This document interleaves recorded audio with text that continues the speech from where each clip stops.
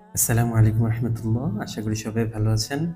আলহামদুলিল্লাহ, আমরা ফ্রি কোরআন শিক্ষা সিরিজের অলরেডি 40টি ক্লাস কমপ্লিট করে ফেলেছি। আজকে আমরা 41 নম্বর ক্লাসটি করব। আশা করি ক্লাসগুলো আমরা বুঝছি। কোনো কিছু যদি বুঝতে সমস্যা হয় বা কারো কোনো প্রশ্ন থাকে তাহলে অবশ্যই আমরা কমেন্টে জানাবো। তো ঠিক আছে, চলুন দেরি না করে ক্লাসটি শুরু করি। জি, আমরা গতকালকের ক্লাসে এই এতটুকু কমপ্লিট করেছিলাম। এখন আমাদের একটা জিনিস মুখস্থ করতে হবে, একটা কায়দা। আর সেটা হচ্ছে, আমরা একটু খেয়াল করি, এই যে এখানে আমরা দেখতে পাচ্ছি এটা একটা আলিফের মতো। এটা হচ্ছে জবর। এটা কি? জবর।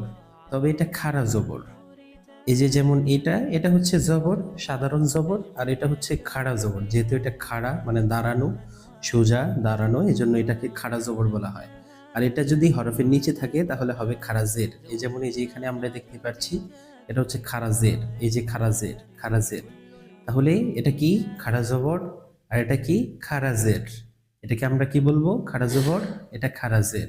আর এটা হচ্ছে উল্টা পেশ। আমরা যদি একটু খেয়াল করি, এই যে এখানে পেশ আছে, এখানে পেশ আছে, এই পেশগুলো আমরা অবশ্যই চিনছি।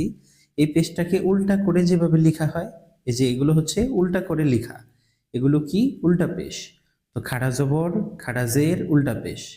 আবার বলি, খাড়া জবর, খাড়া জের, উল্টা পেশ হলে কোন হরফে যদি খাড়া জবর, খাড়া জের, উল্টা পেশ হয়, তখন সেই হরফকে এক আলিফ টেনে পড়তে হয়। কি করতে হয়? এক আলিফ টেনে পড়তে হয়। যেমন তা খাড়া জবর তা, শুধু তা জবর কি হতো? তা হতো। সেখানে কোনো টান ছিল না বা টান হতো না। আর এখানে খাড়া জবর হওয়ার কারণে এক আলিফ টেনে পড়তে হবে। তা, এখানে র খারাজের রি, এক আলিফ টান দিয়ে পড়তে হবে। আর এখানে হা উল্টা পেশ হু, হু, হা পেশ হু হতো। আর এখানে উল্টা পেশ হওয়ার কারণে শুধু এক আলিফ টান হবে, হু। আশা করি বিষয়টা বুঝে আসছে ইনশাল্লাহ। তো আমরা আজকে শুধু নিয়মটা মুখস্থ করব। খারা জবর, খারা জের, উল্টা পেশ হলে এক আলিফ টানিয়া পড়তে হয়। কি করতে হয়? এক আলিফ টানিয়া পড়তে হয়। খারা জবর, খারা জের, উল্টা পেশ হলে এক আলিফ টানিয়া পড়িতে হয়।